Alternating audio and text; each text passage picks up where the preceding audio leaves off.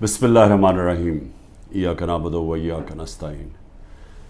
میرے پاکستانیوں، سب سے پہلے تو جو سویڈن کے اندر قرآن کی بے حرمتی کی گئی آزادی رائے کے نام کے اوپر میں چاہتا ہوں کہ ایک زندہ قوم جو کہ اپنے دین سے پیار کرتی ہے اور جو اللہ کی کتاب وہ ہمارے دلوں میں اس کی عزت ہے، اور اللہ کے جو ہمارے پیغمبر ہیں نبی صلی اللہ علیہ وسلم ان کی عزت ہے، تو جب اس طرح کی چیز ہوتی ہے تو ہم ایک زندہ قوم کی طرح ایک پرامن طریقے سے ضرور بتائیں، پیغام پہنچائیں کہ ہمیں اس کی تکلیف ہوئی ہے۔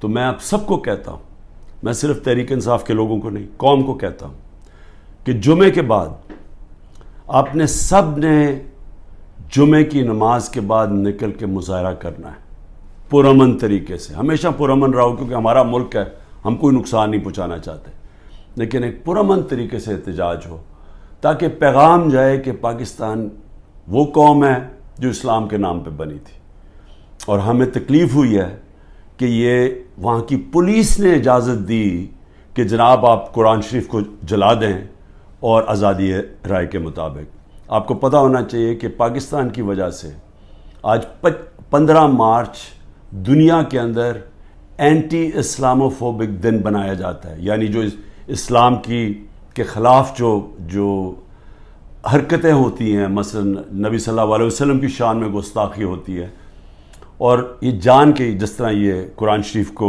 جلایا گیا، اس کو یہ اسلاموفوبیا کے اندر آتا ہے۔ تو ہماری وجہ سے یونائٹڈ نیشنز میں 15 مارچ کو اس اینٹی اسلاموفوبیا دن بنایا جاتا ہے۔ تو اس لیے ہم سب کو جمعے کے بعد نکلنا چاہیے اور پرامن طریقے سے احتجاج کرنا چاہیے۔ یہ سارے جو بڑے بڑے نام ہیں، ان کے سب کے بڑے باہر محلات ہیں، پراپرٹیز ہیں، بینک اکاؤنٹس ہیں، آف شور اکاؤنٹس ہیں۔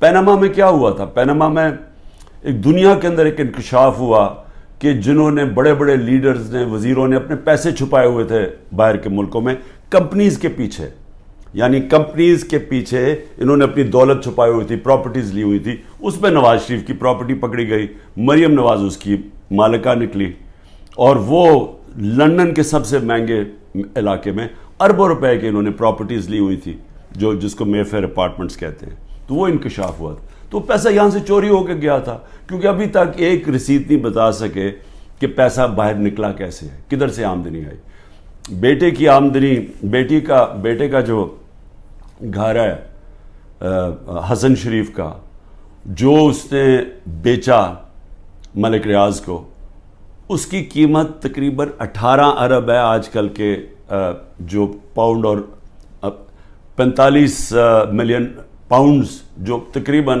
17-18 ارب روپیہ بنتا ہے۔ تو وہ کدھر سے پیسہ آیا؟ تو یہ کوئی نہیں بتا سکتا۔ بیٹے یہاں سے باہر بھاگ گئے کیونکہ وہ بتا نہیں سکتے تھے۔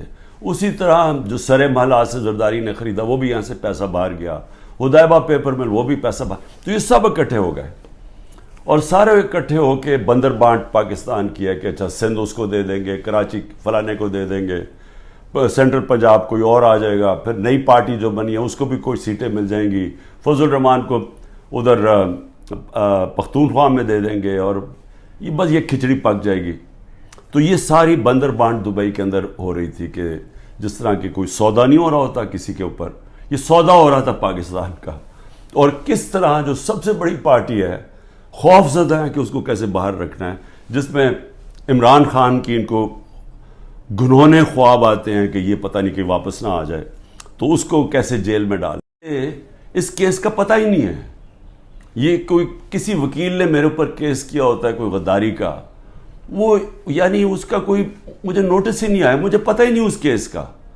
پتہ تب چلتا ہے جب ایک دم پتہ یہ جی کہ کیونکہ اتنے زیادہ کیسز تھے، تو یہ کیس تو کسی کو اہمیت ہی نہیں، کسی نے مجھے کہا کوئٹہ میں کیس ہے، مجھے پتہ ہی نہیں تھا۔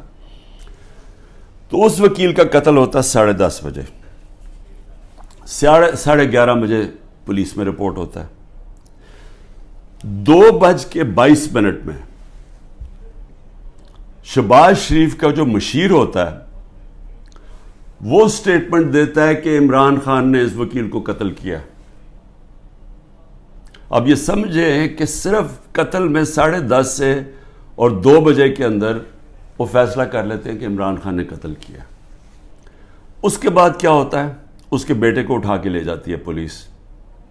اس بیٹے کو 12 گھنٹے سے زیادہ پولیس اپنے پاس رکھتی ہے. وہ اگلے دن جا کے اگلے دن کی دوپہر کو وہ کہتا ہے کہ جی عمران خان اس قتل میں ملوث تھا. لیکن پھر کیا ہوتا ہے؟ اس کی جو بیوی ہوتی ہے، وہ جو دوسری بیوی ہوتی ہے، وہ کہتی ہے کہ فیملی کے لوگوں نے قتل کیا اس کو. وہ ویڈیو اپنی جاری کرتی ہے کہ فیملی کے لوگوں نے قتل کیا. اور پھر دیکھیں، سارے کوئٹوں کا پتہ ہے کہ ان کی وہ وکیل کی دشمنیاں تھیں، سب کو پتہ ہے ان کی آپس میں دشمنیاں تھیں. اسی وکیل نے جا کے ہائی کورٹ کو کہا کہ مجھے سبی میں نہ کیسز مجھے دو، کیونکہ میری وہاں جان کو خطرہ ہے، میری دشمنی ہے. اور پھر یہ دیکھیں، یہ ذرا آپ غور سے یہ دیکھ لیں، یہ اس کو بڑے قریب سے دیکھ لیں، اور اس کے اندر یہ مظاہرے کیا کر رہے ہیں. ان کا قتل ہوتا ہے اور یہ قتل میں کہتے ہیں کہ یہ قتل اس وکیل نے اس کے وکیل کی طرف سے یا انہوں نے کیا. اس کا نام لکھا ہوا ہے کہ وہ اس قتل میں ملوث تھا. لطیف کھوسہ کے گھر باہر گولیاں چلتی ہیں. زبیر نیازی جو کہ ہمارا لاہور کا سیکرٹری جنرل ہے، اس کے نام پہ وہ آ جاتے جی اس نے گولیاں چلائی ہیں. اور وہ گولیاں کسی آدمی کو کھڑا کرتے ہیں جو کہتا ہے جی مجھے زبیر نیازی نے کوئی پیسے دینے تھے گولیاں چلانے کے لیے. اب لطیف کھوسہ ہمارے ساتھ ملٹری کورٹس کے خلاف کیسز کر رہے ہیں، تو وہ کیوں گولیاں چلائے گا اس کے گھر، جو کہ وہی کیس کر رہے ہیں جو ہم کر رہے ہیں سپریم کورٹ میں. اور پھر ذلِ شاہ کا جب قتل ہوتا ہے، ذلِ شاہ کا جب قتل ہوتا ہے، سب سے پہلے 302 میرے اوپر قتل کا چارج لگا دیتے ہیں. 3 دن تک وہ میرے اوپر 302 لگاتے ہیں قتل کا چارج. پھر کیا ہوتا ہے؟ اس کا پوسٹ مارٹم ہو جاتا ہے. پوسٹ مارٹم میں پتہ چلتا ہے 26 جگہ اس کے اوپر تشدد ہوا ہوتا ہے. تو اب ظاہر ہے وہ یہ تو نہیں کہہ سکتے تھے کہ عمران خان نے اس کو تشدد کروا کے اپنے کارکن کو مار دیا. تو انہوں نے پھر ایکسیڈنٹ اس کا ڈال دیا. ایکسیڈنٹ میں بھی کہا کہ عمران خان اس کے اندر کوئی اس نے انفارمیشن چھپائی ہے، میرا پھر نام ڈال دیا. میں صرف یہ کہہ رہا ہوں کہ پہلے تو یہ سمجھ جائیں کہ یہ ہے آج کا پاکستان، کہ یہاں کوئی ان کو شرم نہیں آتی اس طرح جھوٹ بولتے ہوئے، اس طرح کے کیسز بناتے ہوئے. ان کو کوئی شرم نہیں ہے کہ ساری قوم کو پتہ ہے کہ جھوٹ بول رہے ہیں. یعنی کون نہیں جانتا کہ یہ جو انہوں نے کیا ہے، سارا کوئٹہ کو پتہ ہے کہ یہ اس کے اندر عمران خان کا کوئی تعلق نہیں تھا. میرا تعلق 150 کیسز تھا، مجھے کیا نہیں، اور بھی کوئی وکیلوں کو میں بھرواؤں گا. اور وہ کیس جس کی اہمیت ہی نہیں تھی، سب کو پتہ ہے جھوٹ بول رہے ہیں، لیکن ان کو کوئی شرم نہیں ہے. یہ سر پیر سے اتار بیٹھے ہیں. انٹرسٹ صرف یہ کہ کسی طرح عمران خان کو جیل میں ڈالنا ہے. آگے کیس ہوتا ہے جی 9 مئی کا. اب 9 مئی کو کیا ہوتا ہے؟ یہ ذرا غور سے سنیں 9 مئی کو ہوتا کیا ہے. جو مظلوم ہوتا ہے، یعنی جس پہ ظلم ہوتا ہے، اسی کے اوپر اس کو مجھے جب اندر جیل میں ڈالتے ہیں تو میرے اوپر کیسز کی بارش ہو جاتی ہے. 9 مئی کے بعد میرے اوپر 25 کیس ہو گئے ہیں. جدھر بھی کیس ہوتا ہے کہتے جی عمران خان کی ایمان، میرے کہنے پہ یہ ہوا ہے. کہیں کسی نے کچھ کیا ہو یا جو بھی کسی کے اوپر الزام لگایا ہو 9 مئی کے بعد عمران خان کے کہنے پہ ہوا. عمران خان جیل میں بند تھا اور جو ظلم ہوا ہے وہ عمران خان سے ہوا ہے. میں بیٹھا ہوا ہوں رجسٹری آفس ہائی کورٹ اسلام آباد میں، میرے پاس بیل تھی، مجھے کسی صورت وہاں کوئی پکڑ نہیں سکتا تھا. صرف پولیس نہیں آئی، رینجرز کمانڈوز آئے مجھے اٹھانے کے لیے. ساری دنیا میں کیا امیج گیا، شیشے توڑ کے، لوگوں کو ڈنڈے مار کے، وکیلوں کو زخمی کیا. وہاں کے بیچارے جو کام کر رہے تھے رجسٹری آفس، ان کو ڈنڈے پڑے، چیزیں توڑ دی انہوں نے. اور ایک ایک دہشت گرد کی طرح مجھے پکڑ کے لے کے گئے. میرے اوپر سر پہ لگا, پیچھے میرے خون نکل رہا. کوئی شرم نہیں آئی. کسی نے ابھی تک بات نہیں کی کہ یہ بتائیں کہ کس قانون کے تحت انہوں نے پکڑا تھا مجھے. اسلام آباد کے ہائی کورٹ کے چیف جسٹس نے کہا کہ یہ اس کے اوپر ایف آئی آر کٹنی چاہیے. وہ اور بات ہے کہ وہ نہیں کٹی. سپریم کورٹ میں جب وہ کیس گیا, سپریم کورٹ نے اس کو غیر قانونی قرار دیا. اب میں سوال پوچھتا کہ کوئی جواب دینے والا ہے؟ کسی نے آج تک بات نہیں کی. اور میں یہ خاص طور پہ اپنی آج قوم کو بتانا چاہتا ہوں کہ کیوں میں آپ کو کہتا ہوں حقیقی آزادی کی یہ جہاد ہے. یہ پولیٹکس نہیں ہے, یہ جہاد ہے. ہم غلام ہیں. غلاموں کے کوئی حقوق نہیں ہوتے. جس طرح میرے کوئی حقوق نہیں تھے. میں یعنی سب سے بڑی ملک کی پارٹی کا ہیڈ, جس کو جس طرح اٹھایا انہوں نے, جو کیا, جس طرح ہم کوئی کمی ہے اس ملک کے. اب 25 لوگوں کو گولیاں لگیں, جو مرے, جو شہید ہوئے. ابھی تک 9 لوگ غائب ہیں.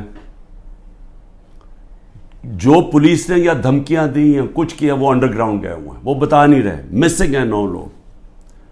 16 لوگ ہمارے پاس پتہ ہے جن کو گولیاں, 69 لوگوں کو گولیاں ماری اور ان کو شہید کیا گیا. فرانس کے اندر ایک لڑکے کو پولیس نے 16 سال کے لڑکے کو گولی ماری. ایک لڑکے کو. ابھی تک فرانس جل رہا ہے. 1000 سے زیادہ بلڈنگز جل گئی ہیں, گاڑیاں جل گئی ہیں. مشکل نیشنل کرائسس آ گیا ہے. آزاد لوگ ہیں. آزاد لوگوں کے حقوق ہوتے ہیں. لوگ نکلیں اپنی آزادی کے لیے کہ کیسے ضرورت پڑی پولیس کو گولی مارنے کی. یہاں 16 لوگوں کا آج تک ٹی وی پہ نام ہی نہیں لیا جا رہا. سب نہتے تھے. ابھی مجھے ملنے آئے ان کے 2 بچے, ایک چھوٹے بچے جس کے باپ کو گولی مار دی. وہ دبئی سے کام کر رہے, وہ ایسے ہی مظاہرے کے اندر کھڑا ہوا تھا, گولی چلا دی وہاں. میں سمجھتا تھا 2 لوگوں کی ٹانگیں ضائع ہوئی ہیں, 3 لوگوں کی ٹانگیں ضائع ہوئی ہیں. ایک پیرالائز ہوا ہے جس کی کمر میں گولی لگی ہے. کوئی انکوائری ہوئی ہے؟ کیا یہ انسان تھے نا, یہ پاکستانی ہے؟ کسی نے پوچھا کہ ان کے گھر میں کیا گزر رہی ہے؟ یہ عام لوگ تھے, ان کے بیوی بچے تھے, ماں باپ تھے. بلڈنگز بھی جب جلیں تو کیا اس کے اوپر انڈیپینڈنٹ انویسٹیگیشن نہیں ہونی چاہیے تھی؟ ہمارے پاس ثبوت ہے. میں اس لیے کہتا ہوں اوپن عدالت کے اندر ٹیلی وائز مجھے سامنے لایا جائے. میرے پاس اب ثبوت آ گئے ہیں. میں یہ ثابت کروں گا کہ یہ سارا پری پلان تھا. یہ مجھے جس طرح وہاں سے اٹھایا ہے یہ بھی پری پلان تھا تاکہ ایک اشتعال ملے. اور اس کے بعد پھر جو لوگوں کا ری ایکشن آیا اس کا فائدہ اٹھاتے ہوئے پارٹی کو کرش کرنے کی کوشش کی گئی ہے. کیونکہ پارٹی دب نہیں رہی تھی. جب سے مجھے ہٹایا کوشش کر رہے ہیں 25 مئی کو, جی بگر کراؤڈ ہے, مارو ڈنڈے مارو, یہ ڈر کے پیچھے ہٹ جائیں گے. وہ پارٹی اوپر ہی آتی گئی. بائی الیکشن 30-37 میں سے جیت گئی. اوپینین پولز میں اور اوپر چلی گئی. راجن پور کے الیکشن میں پورا زور لگایا, 40,000 سے گورنمنٹ کا کینڈیڈیٹ ہار گیا. اس کے بعد اس سے پہلے مجھے قتل کرنے کی کوشش کی, دوسری دفعہ قتل کرنے کی کوشش کی. اور اب یہ پلان فائنل بنا کہ جی ان کو اب بالکل ختم کرو پارٹی کو, کہ جی انہوں نے ادارے کی بے حرمتی کر دی. اور اس کو بیس بنا کے سارے ہمارے ہیومن رائٹس ختم ہو گئے ہیں. سب کو جس کو مرضی پکڑو, پولیس پھر رہی ہے جسے مرضی پکڑے. جی آپ کا وہ اس میں نام آ گیا وہ جیو فینسنگ میں, اس لیے جناب وہ اچھا اتنے پیسے دے دو, 15 لاکھ سے شروع ہوتے ہیں, 10 لاکھ, اچھا پیسے دے دو تو ہم آپ کو چھوڑ دیتے. پولیس پیسے بنا رہی ہے.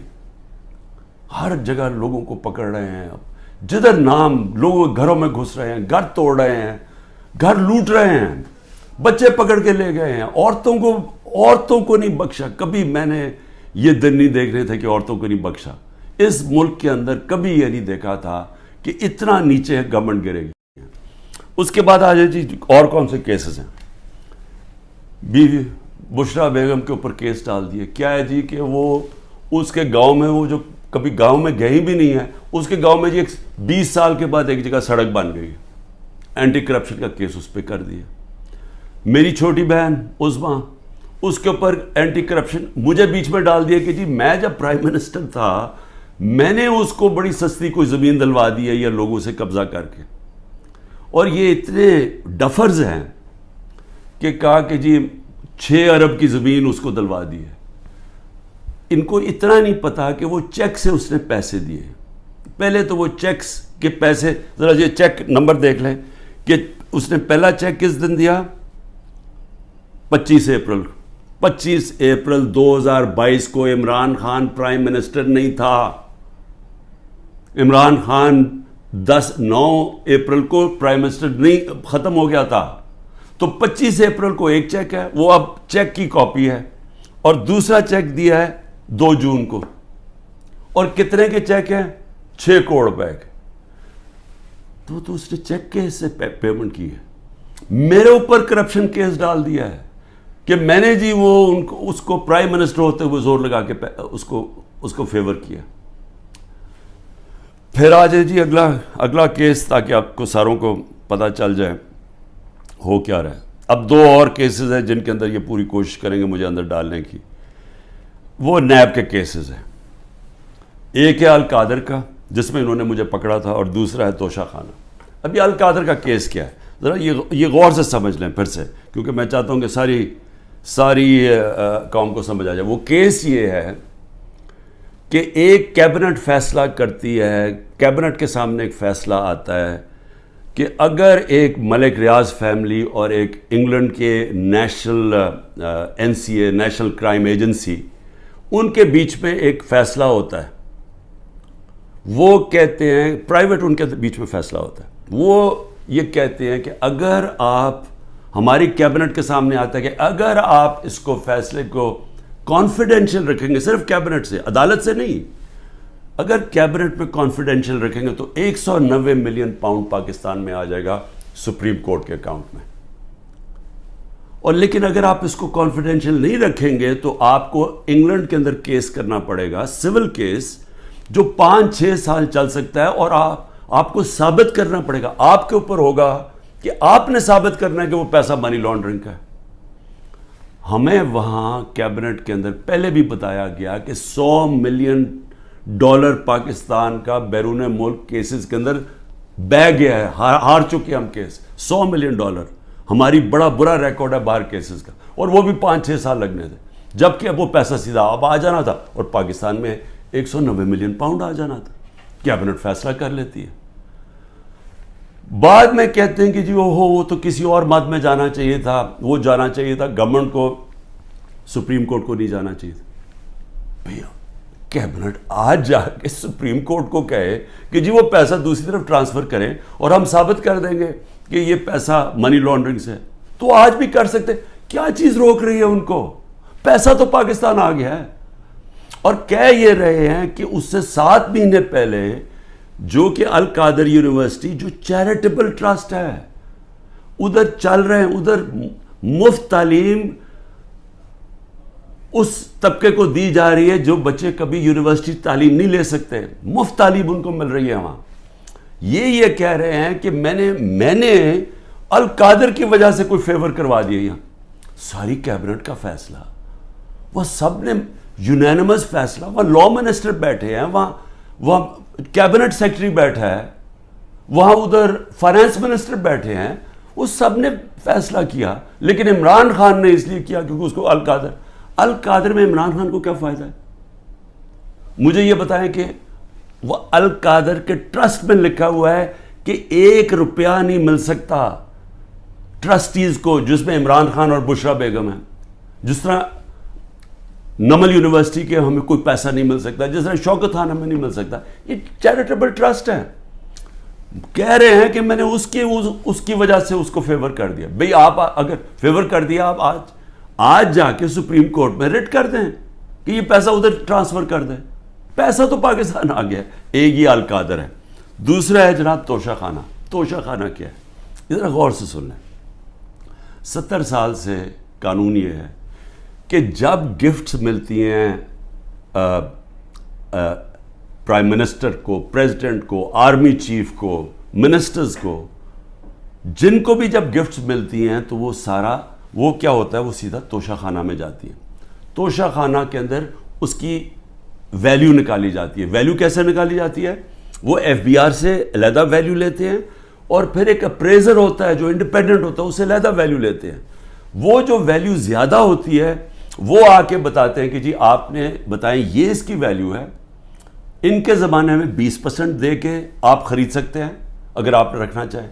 ہم نے اس کو 20 سے 50% کر دیا کہ آپ 50% دیں، وہ گورنمنٹ کو چلی جاتی ہے اگر آپ رکھنا چاہیں. یہ ہے قانون. میں نے اسی قانون کے مطابق کئی گفٹس لی، کئی میں نے نہیں لی. مجھے یہ بتائیں کہ اس میں نے غلط کام کیا کیا ہے؟ سارا ریکارڈ وہاں پڑا ہوا ہے.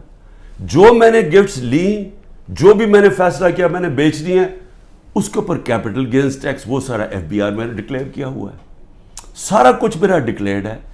اس میں نے غلط کام کیا کیا؟ یہ کہہ رہے ہیں کہ جناب وہ اس کی غلط ویلیو دکھا دی. بھئی غلط ویلیو دکھا دی تو ان سے پوچھے جو ویلیو نکال رہے ہیں.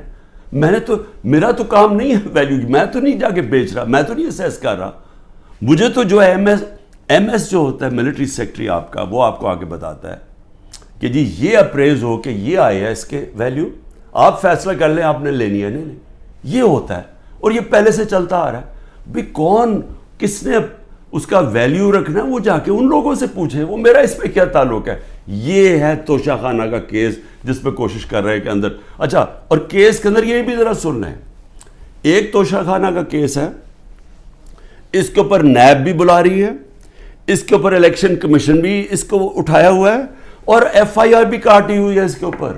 یہ کبھی ہو ہی نہیں سکتا کہ ایک ایشو کے اوپر 3 مختلف جگہ کیسز چل رہے ہوں. مقصد انصاف کا نہیں ہے، مقصد ظلم کرنے کا ہے. اور میں قوم کو اب کہتا ہوں، اب یہ بھیڑ بکریوں بن کے رہنے کا وقت چلا گیا ہے. میں آپ کو کہہ رہا ہوں میں تیار ہوں. میں کل جا رہا ہوں، پتہ نہیں کتنے میرے 19 بیلیں لگی ہوئی ہیں، کسی میں اندر ڈال سکتے ہیں. میں تیار ہوں سب کے لیے، میں ہر چیز کے لیے تیار ہوں. لیکن میں یہ ظلم کا نظام برداشت کرنے کے لیے تیار نہیں ہوں. میں یہ بھیڑ بکریوں بن کے اپنی زندگی گزارنے کے لیے تیار نہیں ہوں. میں یہ سمجھتا ہوں کہ یہ قوم کے لیے وقت آ گیا ہے. آپ سب فیصلہ کر لیں کہ کس طرح کا پاکستان آپ چاہتے ہیں. کیا وہ پاکستان چاہتے ہیں جو پروفیشنلز جو باہر جا سکتے ہیں وہ باہر چلے جائیں، جو آپ کا سب سے بڑے ذہن ہے وہ باہر چھوڑ کے چلے جائیں، وہ بیچارے غریب آدمی کشتیوں میں ڈوبتے رہیں جا کے اللیگلی غیر قانونی طور پہ نکلنے کے لیے، اور باقی قوم بھیڑ بکروں کی طرح رہ جائے. اس ملک کا کوئی مستقبل نہیں ہے. وہ مجھے افسوس سے کہنا پڑتا ہے کہ وہ ساتھ ہمارا ملک جس تیزی سے آگے جا رہا ہے اور جس تیزی سے اس میں اور ہمارے میں فاصلے بڑھتے جا رہے ہیں، یعنی ہر طرح وہ آگے نکل گئے ہیں. ہمیں سوچنا چاہیے کہ اگر ہم اسی طرح چلتے رہے اور یہ چوروں کے نیچے اگر یہ بندر بانٹ کر رہے ہیں کہ جی ملک ہم بھیڑ بکری ہیں، جی آپ ادھر وہ لے لو، وہ سندھ لے لے، وہ کراچی لے لے، وہ یہ لے لے، وہ پختونخوا لے لے آپس میں، اور ہم جس طرح کے بھیڑوں کی طرح کبھی ادھر سے، کوئی مستقبل نہیں ہے اس کا. اور اس لیے میں اپنی آپ سب لوگوں کو کہہ رہا ہوں تیاری کریں. آپ پرامن احتجاج ہمارا حق ہے. پہلے تو جمعے کو نکلے نا، جو انہوں نے کیا ہے، جو پتہ چلے کہ یہ زدہ قوم ہے، کم از کم ہماری آواز نکلنی چاہیے. اور پرامن، میں ہمیشہ کہتا ہوں پرامن رہے. میں نے کبھی اپنے 27 سال میں کبھی انتشار کی بات نہیں، کیونکہ یہ میرا ملک ہے. توڑ پھوڑ کریں گے میرے ملک کو نقصان ہوگا. میں نے ان چوروں کی طرح باہر تو نہیں ہے میری کوئی پراپرٹیز، میں نے تو نہیں باہر بھاگنا. انہوں نے تو ابھی میں آپ کو کہہ رہا ہوں کہ جب انہوں نے الیکشن اناؤنس ہی ہوا، انہوں میں سے لوگوں نے باہر بھاگنا شروع کر دینا، کیونکہ ان کو پتہ ہے کہ ان کا جو انہوں نے کیا ہے اس ملک کے ساتھ، ان کو پتہ ہے کہ قوم نے ان کو بخشنا نہیں ہے، انہوں نے بھاگنا باہر. اس لیے اپنی قوم کو میں کہہ رہا ہوں کہ آپ کے پاس اب 2 راستے ہیں، غلامی کے اور حقیقی آزادی کے. لا الہ الا اللہ، کوئی نہیں ہے خدا اللہ کے سوا. ہم کسی ظالم کے سامنے اور یہ ظلم کا نظام اور یہ خوف کے سامنے ہم جھکنے والے نہیں ہیں. ہم نبی صلی اللہ علیہ وسلم، محمد مصطفیٰ، دنیا کے سب سے عظیم لیڈر، ہم ان کی امت ہیں. اور وقت آ گیا ہے کہ ہم اب اپنا سٹینڈ لیں اور پرامن طریقے سے تیاری کریں نکلنے کے لیے سڑکوں پہ. پاکستان زندہ باد.